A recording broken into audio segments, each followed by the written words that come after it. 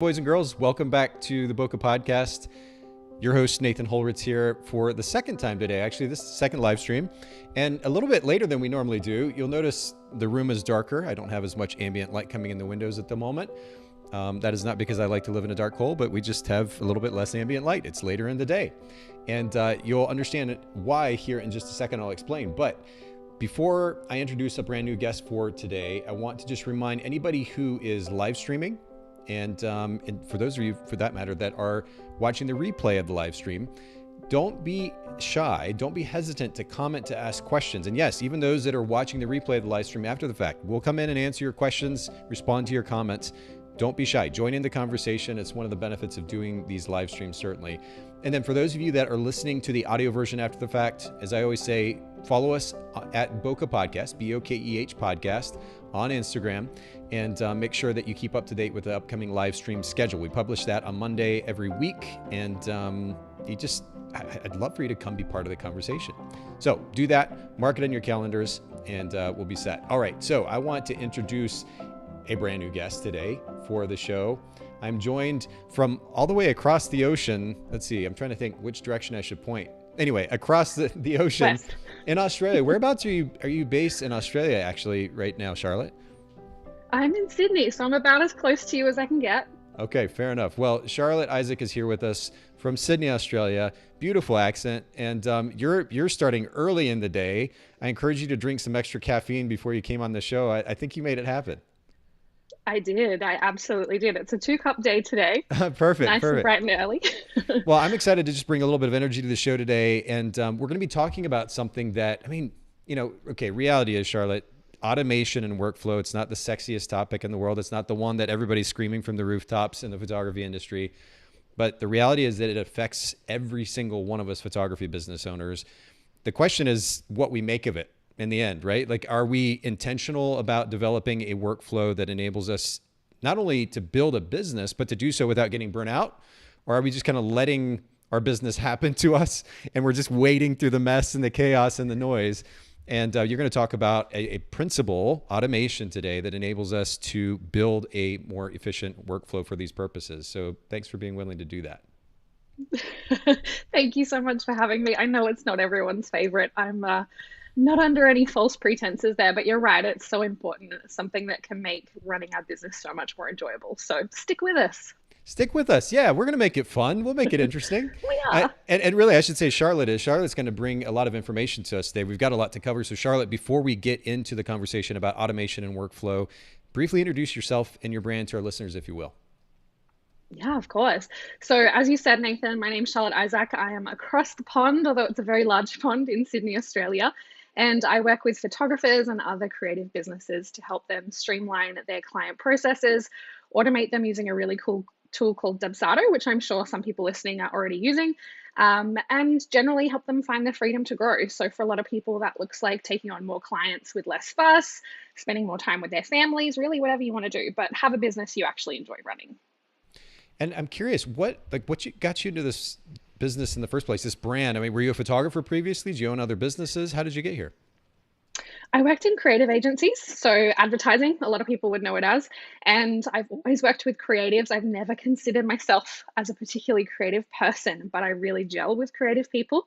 And I think I came to understand through the process of working with creatives that it's not their favorite, but it is something that's so important. And in big agencies, you get the opportunity to have other people supporting you and making your business function. But as a photographer, it's you. It's all you.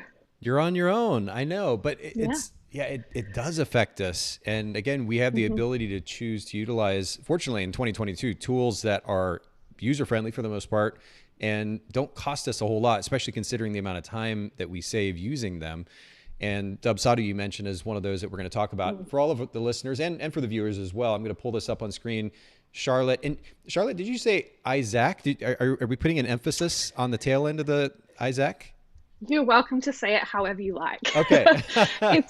I mix it up a bit. My husband's South African, so he says Isaac, but however it comes out is fine. Fair enough. All right. So Charlotte Isaac or Isaac.com. And just like it sounds for everybody listening in, you can see Charlotte's website there, learn a little bit more. The position statement there at the top, there's a system to find freedom. The subtext says, grow your business, reach those wild dreams, create work-life balance along the way. You can also follow Charlotte on Instagram, Charlotte Isaac HQ. We'll link to both of these in the show notes at bokehpodcast.com. Charlotte, let's talk about the definition, at least as you see it, of automation, especially as it relates to workflow for photographers. Yeah, definitely. So when I think about automation, I'm thinking about letting those systems that you mentioned that don't cost us too much a month, letting them take all of the busy work off our plates so that we as business owners can focus on the things that really make an impact. So it might be, and we're going to talk about examples, I know, but silly little things like chasing up invoices, responding to inquiries, the stuff that sucks up so much of our time, but really we don't need to be doing. Yeah, you're right. It's stuff that has to be done. And the question is, again, how are we actually getting it done? Are we like putting it off to the last minute? I'm super guilty of this kind of thing. The stuff that I don't particularly enjoy doing, I'm going to push it off because I want to focus on, in many cases, what are actually more important in the bigger picture.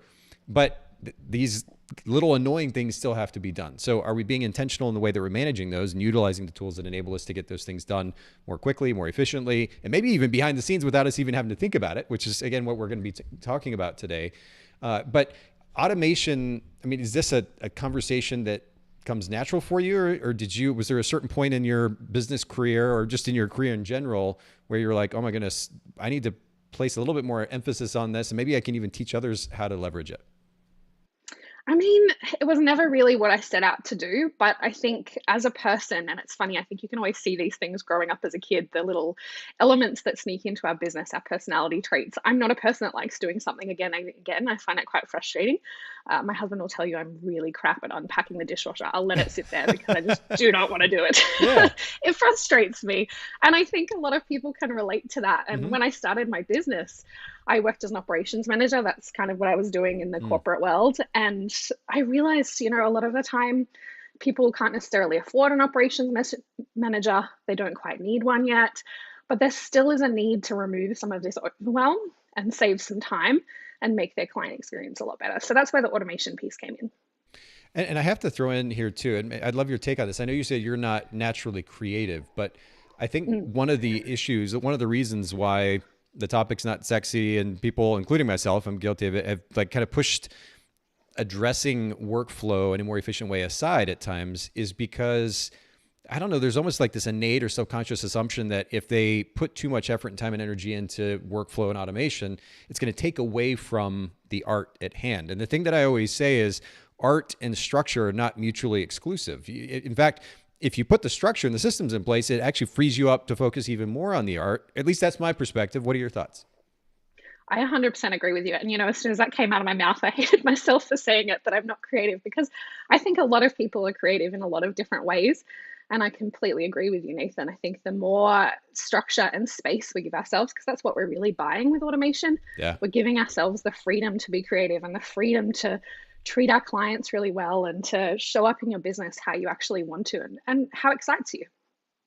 Well, and that's the cool thing about this conversation. So as we have more people joining us here on the live stream, I'm glad, first of all, to have everybody here. Don't hesitate to say hello, comment, ask questions during this conversation. And Charlotte, we're going to dive into the deep end here and move through a lot of information. I know that when we talk about automation, at least from your perspective, the focus is on three different kind of primary areas. When we're thinking about running a photography business, how do we automate components of that photography business, not only for efficiency, but ultimately for further growth? And the three that you mentioned to us ahead of time were, number one, leads, getting leads. Secondly, onboarding. And then third, offboarding. Let's start with leads. You mentioned to me ahead of time, you've got, I think, 4 specific ways to automate this process of lead generation. Take us through those, if you will.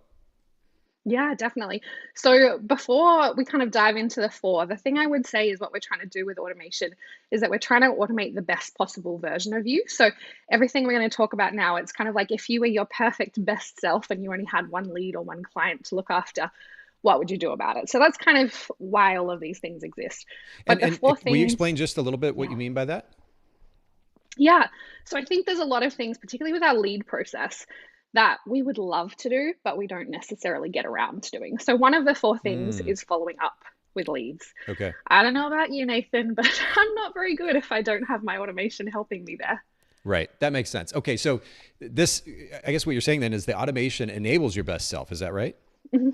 Okay. Absolutely, Very good. definitely. All right. So let's jump So into the four. I'm going to give you some tips, but don't panic. We're trying to make everything easier for you. So auto responding to inquiries is the first one for sure. So even if it's to go out to your leads and say, hey, thanks for reaching out. I'm busy shooting. I'm doing this. I'll get back to you in 2 days, just to give them some comfort that you're actually there. You're a real life business owner. You're active. They don't have to reach out to somebody else. They can wait for you to get back to them. That's the first one. Second one is something called a services guide. Have you ever used something like this, Nathan? Explain a little bit what you mean by it. So I really love services guides as like a PDF or a hidden page on your website or Yeah. something that you can send out. Yeah, awesome. Just to kind of back up why you're amazing, give more testimonials. People skim websites. Yes. I think the website copywriters out there would love people to not know that. Yeah, it's But like we only we're write all for skimmers. Google anymore. We're not actually writing for the customers because they're just kind of like, you're right. They're Exactly. just skimming over stuff. But I guess it kind of begs the Definitely. question though, if they're skimming over the website, are they actually going to read the service guide? I think often it's the same information, but we're just giving it back to them. And I like to phrase Okay. it as like a, hey, while you're waiting to chat to me, give this thing a read. It might answer some of your questions. It can tackle things like your pricing, your process, all of these kind of things, and really showing why you're the photographer for them. So that's why I love them. And that can definitely be automated too. Okay, very good. So far, and I'm going to come back and ask a question or two after you share these four, Of but so course. far, auto responding to inquiries, sending out Mhm. a service guide, you can automate that process. What's number three?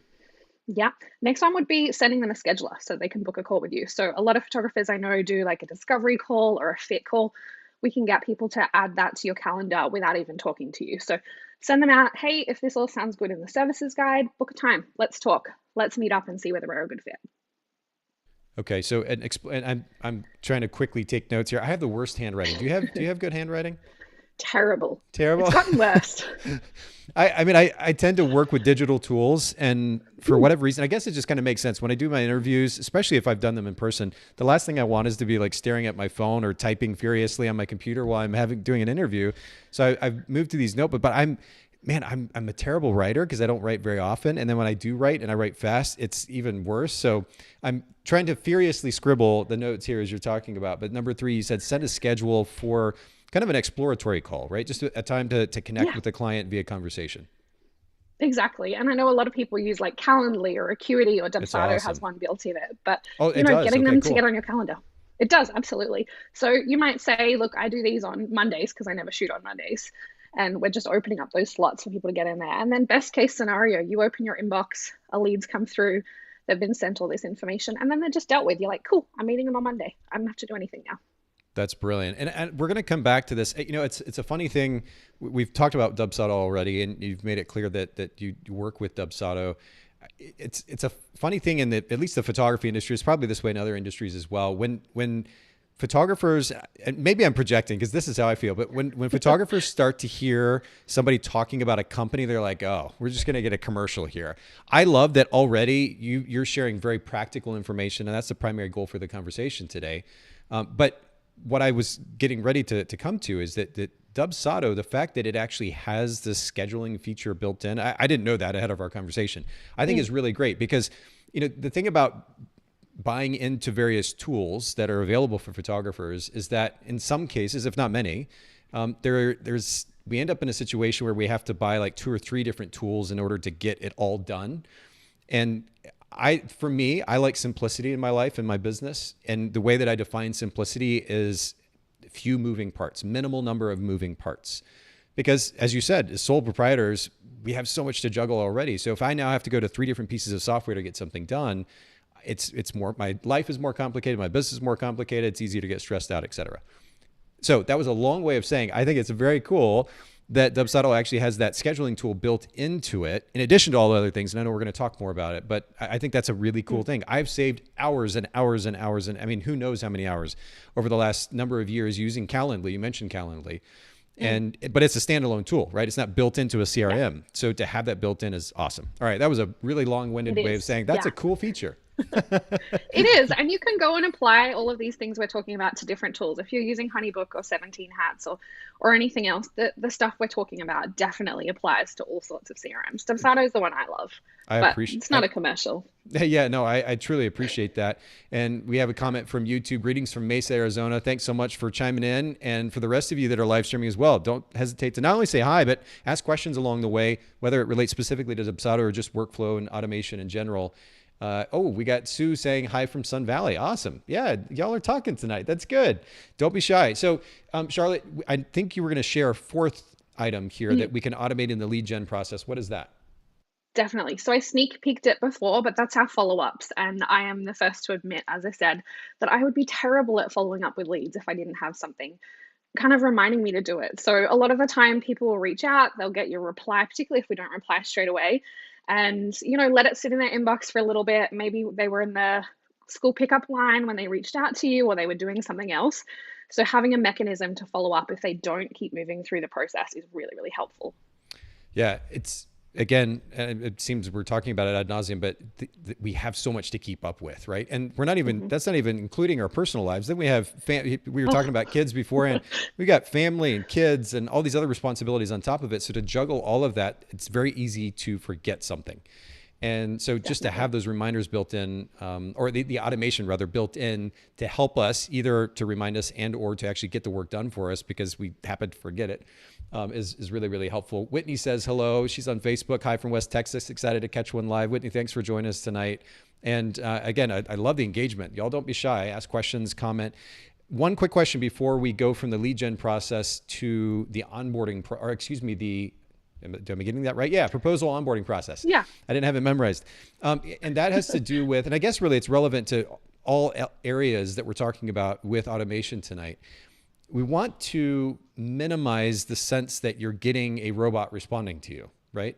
We need to leverage automation for the sake of our sanity and ultimately scaling our business efforts. But we need to also make sure that we're not treating somebody or engaging with them in such a way that comes off just robotic and repetitive. Do you have a tip or trick for that? Like I'm going all the way back to auto responding to inquiries. That's that first impression. And yeah. Is there a way that photographers can write those emails in a very personal voice so it doesn't come off robotically? Definitely. So I think that email is a little bit of a different case than all of the other ones. In my auto response, I straight up say something like, hey, I don't want you to have to wait for me. I'm not in my inbox 24/7. Here's everything you probably need to get started. I know I'm going to be excited to chat to you, but if you want to chat to me quickly, here's this guide. Here's a scheduler so you can book a call with me, and I'm excited to meet you. And then for all of your other emails, think about you writing to a client that you really, really love. Like we've all got a client we can think back on and think, damn, they were really cool. So write all of your emails to that person. Yeah, I've mentioned this, I think, in the podcast before, but whether I'm texting or writing an email, maybe even, I will actually smile because it's almost like I'm trying to, it'd be funny. Like if somebody was watching me text whoever, a friend, family member, or otherwise, they would see me smiling and be like, what in the world is going on with that guy? Or maybe, I don't know, maybe it would make a really good impression. Like, oh, that guy's happy. But I literally will smile as I'm writing something because I'm thinking about the impression that I'm making on that person when they receive that text. I'm obsessive about emojis largely for that reason. I want to communicate a certain level of emotion through that text conversation. I realize it's convenient, it's easy. We're all used to the idea of text communication, but we also have to be intentional as a result. And so when you talk about using your voice, thinking about how you would communicate normally, I think that's really important to actually think about that. Like hear that tone of voice in your head that you use when you're the most excited to see your favorite person in the world and figure out a way to write like that. That's what we need to do. Definitely. And I think that's one of the pros of using templates too. Like if you're replying and you've got to shoot in an hour and you've got to hop in your car in a half hour and you see this lead come through and you're like, oh, I want to reply to them quickly because I want them to know that I'm excited about it. But also I haven't got much time. You're probably not going to actually write the best response to them. You're gonna be like, oh, hi Nathan. Okay, yeah, let's book a time to chat. And like, yeah, I'm really excited. This sounds cool. That's such a great point. I've never thought about it that way. That's a really great point. You're right. As much as a templated email can come off robotic if it's not written well, it also, in a situation like that where we don't have a lot of time, can actually make a really big difference in making a good impression. So I like that. That's a positive spin on it.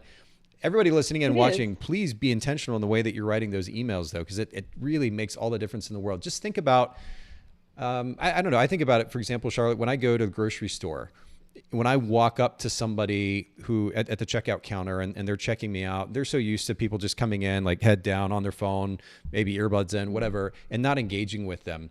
And I not only engage with them, but call them by their name. I see the name on their tag and I call them by their name and engage with them. It's the coolest thing in the world to see even a little bit of a light in their eyes when they respond like, oh my goodness, this person's actually paying attention to me. Again, I think we should take that level of intention to these conversations just to make sure that we don't come off robotically, that we're not just kind of blowing by this, yet another number in our inbox. I think it's really important. Absolutely. I mean, there's the saying, people always remember how you made them feel. And I think we want Yes. to remember that through all the automation. It's Yeah. all about helping you make your clients feel better. It's not about just saving you time. It has to do both. Otherwise, what's the point, frankly? Is there a way though, this is the curious thing, to like build in your accent into your emails? Because your emails would just sound cooler with your accent. I think it'd be awesome. I love it. There's a lot of my students will put like GIFs and cool things in their Okay. emails. So like you can do great things Figure to out a jazz way. them up. Yeah, I mean, who knows? You might have to invent something for us all. Well, Whitney There's on another Facebook. project for you. Yeah. Oh, yeah. No, yet another one. Whitney says that Jasper.ai has been super helpful for me to write copy in a certain tone. That's really interesting. Are you familiar with that platform, Charlotte? I've been getting served so many ads for it. I'll have to have a look at it, Whitney. Yeah, and maybe as you have time, or if you have time during the conversation, just let us know how the AI tool is helping you with tone, because that's interesting. I know that there are AI tools, and I've gotten fed ads as well, Charlotte, for AI writing tools. But the idea that it's actually helping generate tone is a different kind of take or angle on it. That's very interesting. We'll keep the conversation going in the meantime, though. So we've talked about lead gen. Anybody who's taking notes, old school, auto responding, we can use automation in the lead gen process for auto responding to inquiries, number one. Number two, to send a service guide. Number three, to send a scheduler for a follow-up call, an exploratory call. And then number four, to actually follow up in response to those potential leads. That's really important. That's the lead gen process. Let's get to kind of the proposal, the onboarding process. Take us through those key ways. I think you mentioned to me 5 ahead of time, that we can Yeah. use automation in that process. So I'm going to tackle the first three together because if you do use Dubsado, and again, I don't want to turn this into a Dubsado infomercial, please use whatever tool feels good to you. But proposal, contract, and invoice. And the reason I'm looping those three together is because if you use something like Dubsado, it can actually put the three things together in little tabs for your clients to go through. So you might have a couple of different versions of proposals. Example, if you offer wedding photography and elopements or engagement shoots or something like that. So your clients can go through, choose the package that's the best fit for them. Maybe you've got add-ons that they can add on, they can accept it, they can go to your contract, automatically sign it without you having to do anything to prepare it, and Wow. then go across to your invoice. Your mind looks blown, Nathan. It's, well, I mean, I'm loving again, it. the idea of being in one place, and somebody might be like, Nate's totally putting on a show for the sake of the conversation, but I'm not super familiar with Dubsado. So just to hear again, the idea that so much of this is built into one place, that I can come to one place and get all of this done, I think is huge. And, it's, Charlotte, I love your kind of objectivity in saying use the platform that you're comfortable with, but I think there's also something to be said for, and I don't know, tell me your experience on this.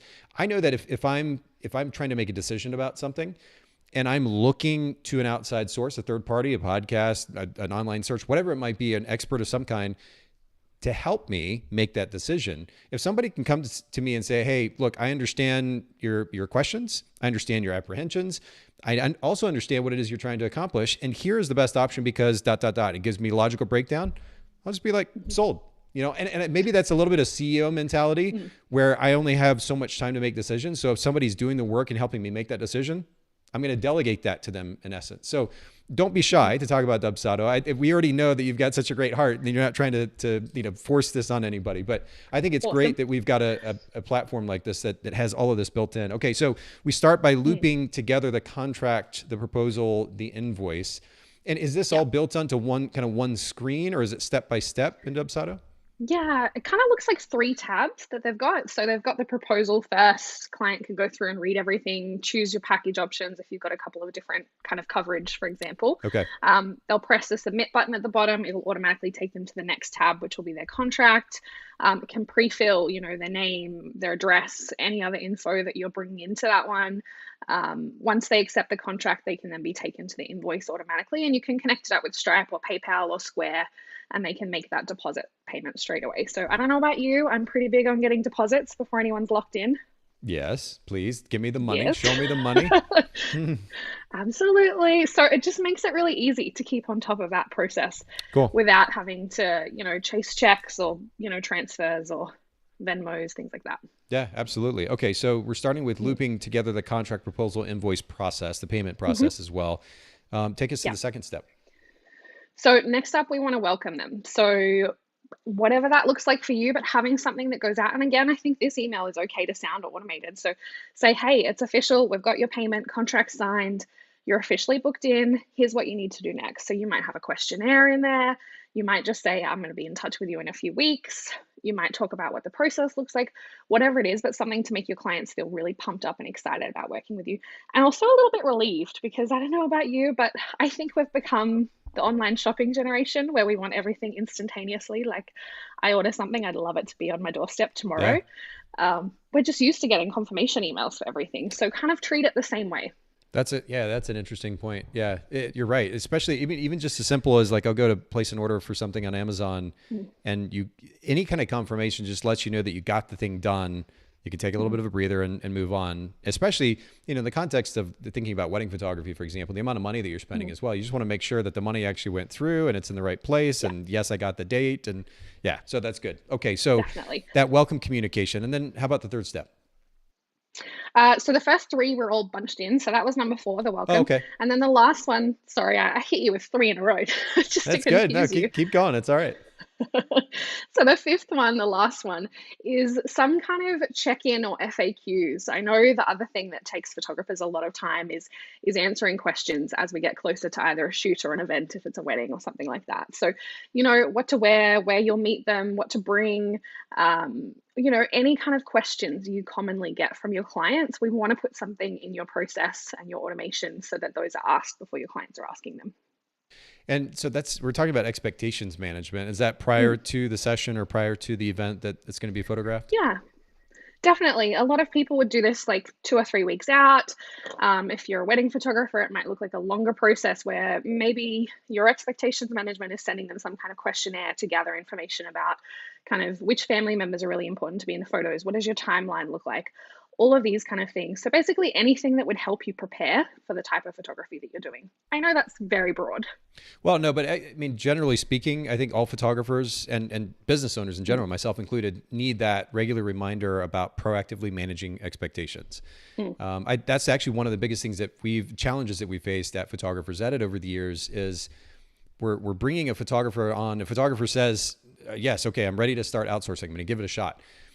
And they don't have their expectations managed. If they don't know exactly what that process looks like, there's a good chance that they're going to get disappointed in the process. Not because our team isn't able to deliver, but just because they didn't know what the process looks like, the things that they need to do, how to communicate what it is they want, et cetera. And as a result, then they end up with a finished product that, again, has nothing to do with our team's ability, just has everything to do with the process that they didn't understand to begin with. And ultimately, that's on us, right? So one of the things that we've done on an ongoing basis is to continue to refine our communication process to proactively manage expectations. And I think that's super important at all levels of business. Just a photographer just getting started out, a company with millions and thousands of customers. I think it's really important to keep that in mind. So it's a good reminder. I'm just looking back through my list again. So first of all, in this process of onboarding the proposal management, we loop together the contract, the proposal, the invoice, and then, as you said, those are the first three. Number four, welcome communication, and then number five is a check-in or a FAQ, expectations management. One quick question before we get to the offboarding process, we'll call it. When it comes to contracts, is that something that you all generate, or do photographers need to bring those from their attorneys? What does that look like? I probably would recommend working with an attorney Okay. to use one. I think particularly I mean, this is going to sound very Australian. I hear a lot of things about the law in the States, and I think, there's so much state by state differences. So Yeah. Dubsado has some sample contracts in there, and I know a bunch of people use that to start with. Okay. If you can, I think particularly the last couple of years have taught us that having a really solid watertight contract is super important to protect yourself. 100%. So then a photographer is able to bring that and just upload that into their account so it's able to be used regularly? Yeah, Okay. absolutely. So it's the same as plugging it into like HelloSign or something like that. You'll copy and paste everything. If there's a spot for the first name, you'll plug in what's called a smart field where it'll pull in the client's first name and the client's last name and the client's address and, the package they've chosen, the price. You can have your payment terms in there, all of that kind of stuff. Okay, very good. That's good to know. And by the way, Whitney came back and she said that you can tell Jasper.ai what tone to write in, which is a really cool feature. I had no idea about that. So just a little promo there for Jasper AI. I have no idea, by the way. I've not used Jasper before, so this is not a commercial for Jasper, but that's kind of a cool feature to be able to actually do something like that. And again, we're looking for opportunities to leverage technology ultimately that is relatively inexpensive to help automate our workflows. So that might come in handy. And yeah, so let's go ahead and jump then to the third section here. And we're going to talk a little bit about the offboarding process. How would you define offboarding? We talked about onboarding. It's pretty obvious. What does the offboarding process mean?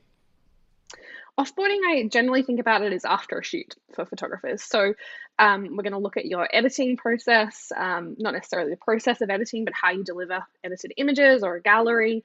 Basically how you make your clients feel really good after you've done the work, so to speak. Okay, so after the shoot, fair enough. Well, let's just kind of jump right into it. I think you said you've got, what is it, 4 different items or 3 different items here? I think I've got 3 of them here. Okay, cool. So the first one leans really nicely what we were talking about. A thing I hear from photographers all the time is that they'll get a message from someone like the day after the shoot being like, great, when are my images ready? I'm like so excited to share them on Facebook. Yeah. So, you're like, yes, I know. Well, and that I was going to say that might actually encourage photographers to thinking about expectations management too, to make sure that that's communicated clearly ahead of time. But to your earlier point, information can get missed or kind of skimmed over. So we forget they're excited about it. Like they're just so pumped up and they're like, I just want to see these things. And it was in your contract and it was in your proposal, but that might have been a long time ago. So the first one is an email to thank them, tell them that you loved working with them, meeting their family, whatever it was, and then remind them of that editing time frame so that, again, expectations management, they know what to expect and then we can over deliver potentially. Okay, so email of thanks and delivery time frame is how I'm taking notes here. Yeah. Shorthand of sorts. Good summary. Yeah. That's good. Okay, then what's the second step? The next one I want everyone to do is start asking for a review or a testimonial. So many of us feel awkward about it. And if you feel awkward about it, like I totally get it. It's a hard thing to ask for. But again, put some love into that template, write it once, and then just have your system send it out again and again. You don't have to think about it. But testimonials just make such a difference in people deciding to work with someone. So please ask for them. What do you think that is? I'm actually, just earlier I was working on this, but I'm in the process right now of getting ready to send some emails out just to make a request. And I never make a request. I've spent years and years in the industry, constantly giving, creating content, teaching, etc. And I rarely make a request. I barely even talk about my own company. People are like, yeah, you should be actually selling Photographers Edit more. But I just I'm not used to making requests, and it makes me a little bit uncomfortable to ask somebody for something. What do you think that is, especially when it comes to something like a review? Can you please say something nice about me? What do you think that is? It's so awkward. I don't know what it is. I seem to work with a lot of introverts, and so I'm very introverted. I really, really get it. I have always felt awkward about this. But someone told me something once, and I think it's not like I'm a TED Talk or something. I should look it up. But apparently asking people for something is quite endearing. I don't know if I believe this, but people like to help people, I guess, is what the crux of it. Oh, interesting. I feel really flattered when someone asks me for something. I'm like, oh yeah, of course I'll do that for you. It's quite a positive thing. And I think often we're like, oh, I'm going to ask them to take 5 minutes to write something, and it's not even going to take them 5 minutes. But we think we're asking them for this huge chore. But when we've enjoyed working with someone, we love shouting them out. Like I love telling people about vendors that I've worked with in the past that I love. Like that just makes me so happy. And I think, we forget that. Huh. That's a It's good in our reminder. heads, I guess. People, yeah. I mean, I could understand if we're emailing a celebrity who is constantly bombarded with communication, Yeah. that might be a different conversation because you're like, they probably don't want to hear from yet another person. But yeah, generally speaking, that's actually, again, I love the positive spin on it. Maybe somebody actually does want to say something nice. They're glad to help. I like that. I Okay. think they might. I'm gonna channel that thought process as I continue my project as well. But email Keep of going. thanks, a delivery time frame, Hmm. and then a request for the review. Is that the second step? Yeah. Okay. Yeah, that is absolutely. And then the next one that I would love everyone to think about is some sort of longer term check in with them. So it's going to Hmm. depend what type of photography service you offer, but it could be wishing them a happy anniversary, asking them how they're going, how their family's going, but something to stay top of mind and show that you still care about them. Because again, if we take it back to what I said at the very beginning, we kind of want to treat your automation as if what you would do yourself if you only had one client. And you would probably check in on them and you would see how they're going. So it's a nice thing to do. And it also is a great way of getting more referrals, getting more repeat clients, all that kind of stuff. I like that. Yeah, and making that as personal as possible too, so that it feels like a genuine. And not that it's not a genuine outreach, but we want it to feel as genuine as possible, despite the fact that it may have been kind of scheduled to be automated. Yeah, By the way, I love the definitely. Australian phrase "How you going," because here in the States you would say "How are you doing," and in Hmm. Australia a lot of times you hear "How's it going" or "How are you going," and how they're Yeah. going. I think that's cool. I spent a little bit of time in Australia. I visited twice actually. I was on Oh, the let's nice. see the eastern coast. Went Hmm. to Brisbane. I flew into Brisbane and then went to Sunshine Coast and spent some time Nice. there. Absolutely lovely time and lovely people, just like so laid back and so nice, and it was great. But the thing that I took away from that, this was like 10 years ago, maybe more. I still say no worries all the time, like way more than the average American, I'm sure. But I say no worries, and I think it's a great phrase. It's like, oh, no worries, no worries. But that was something that I heard I quite a love bit it. while I was there. We do say that a lot. There's this little meme going around at the moment how we all say no worries, even when we've got lots of worries, like in the middle of COVID. Oh No yeah, worries, no we're all worries, good. no worries. I love it. Yeah, I think it's fine. it's a brilliant phrase.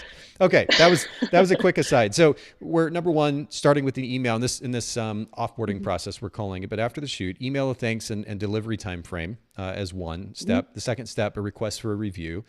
And making it easy for them to, by the way, to do that, linking them to wherever they need to go, or just asking for the text, and you can post it. And then number three, one more time, Checking in with them long term. just a So long-term check-in. asking Yeah. how they are, Okay. Yeah. I'm basically. And something we haven't covered with Dubsado, I know we talked a lot about how do we make this feel personal and writing mm, to ideal clients and things like that. There is something that we can do that basically gets Dubsado to check with you before it sends out an email. So it's called requires approval. It's just a little checkbox we'll have on. And so it kind of says to oh, Dubsado, look, before you send this email, just check with me that it's okay. And then you can jump in there and that's say, smart. hey, I saw you, you guys went to Hawaii a few months ago. How was that? Or you can add a little bit of something in there. Yeah. Everyone should go on a holiday. So just make it sound like Personalize you're it. actually talking to them. Yeah. Yeah. It's a good theme that we have running on this. We need to make sure that these Mm. communications are very much personalized. And on that note, let's just as we're finishing up here, and there was a question on YouTube. My apologies if this is already mentioned, but is there a particular service that can provide this exact type of online contract booking service? And of course, we are talking about Dubsado, or highlighting Dubsado this evening or morning, depending where you're at. And I'm going to actually pop this up on screen. Charlotte, will you just kind of briefly walk our listeners through, sum up, first of all, kind of the value proposition of Dubsado, if you will, and then just briefly sum up the getting started process with the brand. Definitely. So Dubsado is a CRM or client relationship management software. And the beauty of it, as you actually said before, was it has everything in one place. So emailing our clients, proposal, contract, invoice, all these follow-ups, questionnaires, scheduling. It's got so many things built in. So basically anything that you would want to do to look after your client from start to finish. So the moment they reach out from your website, right up until you've done the shoot, you've delivered their gallery. Gallery is probably the only thing it doesn't have built in there for photographers. Still Okay. need to use what you're using for that, but it can look after them through the whole journey. Good. And yeah, I had this up on screen, but for anybody who's not watching the Mm. live stream, Dubsado, DUBSADO.com is the website. Of course, we'll link to that in the show notes at Mm-hmm. bokehpodcast.com. And by the way, just to be clear again, I'm not being paid to talk about Dubsado here. This is an opportunity for Charlotte, obviously, to share her expertise in workflow, and Dubsado is a tool that she specializes in. And I think, first of all, just looking at the homepage here, the position statement of sorts, more business, less busy work. And the subtext says Dubsado helps your business stay in motion, build relationships, schedule appointments, and create workflows to streamline your projects from start to finish. Pretty great summation of the value proposition there. And then scrolling down just a little bit more, one platform, all the tools you need. And it talks about customizable form templates, send invoices and get paid, personable automation, interactive client portraits, built-in scheduler, just to name at least some of the few. So there's a lot there. Of course, we'll link to that in the show notes at bokehpodcast.com. Anything you want to add to that, Charlotte, here as we're finishing up? I didn't answer the other part of your question, actually, but that was how to get started and whether you use a tool like Dubsado. Absolutely. No, that's all right. I went off on a tangent. Go ahead. But I think no matter whether you use Dubsado or something else, the thing that I would encourage you to do to make everything personal, that's kind of become the theme of our chat today, is to be really intentional about it. And before you even sign up for Dubsado or another tool, sit down and write out your workflow from start to finish. So we've given you a few tips in each of those categories, being leads and proposal and onboarding and offboarding, but think about what else needs to go into your process and what else you need to communicate, and come up with a really streamlined process and timing for all of those steps. And that is going to make using a software so much easier. Okay. What you said is gold, absolute gold. It's so true. But the big caveat, and I'm hearing photographers screaming in the background, I don't even know, I don't even know. I don't have the answers to those questions, those ideas that you just talked about. Does Dubsado help with that process? Is there some kind of like a pre-onboarding tool maybe that they can reference to know what information they need to put together? Because you make a great point, seriously. And anytime we begin to use a system, if we don't know what it is that we're trying to achieve with that system or what it is that we want, again, I talk about photographers edit in this context. A photographer goes to outsource their editing. If they're not clear about what editing style they want out of that service, they're going to be frustrated because they're going to get something back and they're like, oh no, that's not what I wanted. And then they send another order. No, that's not what I wanted. If you're not clear about what it is that you want up front, you're going to be frustrated using pretty much any service, right? So Absolutely. How can the photographer establish that kind of clarity that you're talking about if they don't really have a point of reference or a frame of reference? Yeah. So the first thing I would say is that, one, you absolutely do. You are so capable. You've got your workflow in your head. Just trust yourself a little bit. You do know what you're doing, and you are the expert of your own process, is something I'm always telling my students. I do have a free resource, Nathan. Is it okay if I share that? Please. Yeah, please do. Because I think that might be a helpful starting point. Okay. So I'll pop it up on my website at charlotteisaac.com/bokeh. But it's a free mini course called 7 Steps to Automation, and it'll walk you through some questions to ask yourself to dig all of this information out of your mind. Perfect. And as you were talking there, I was actually pulling this up. So if it's okay, I've got it up here on screen. What would you do with 4+ extra hours a week? What about more? Set up your first systems to save that kind of time.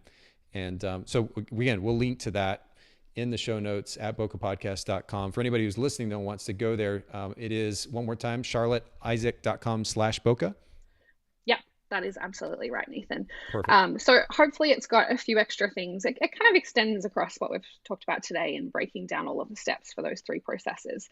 But don't kind of second guess yourself here. You really are the expert of running your own business. And as I've said a few times now, we just want to take what you're already doing really well and amplify that. And there might be a few gaps to fill in, but please don't beat yourself up as part of this process. That's the last thing. We have enough that we're beating ourselves up about already. We don't need to add more to that. Charlotte, you also, do I understand right that you also offer some coaching and consulting for photographers with workflow? Is that right? I do, absolutely. So I've got a program called eSeekers.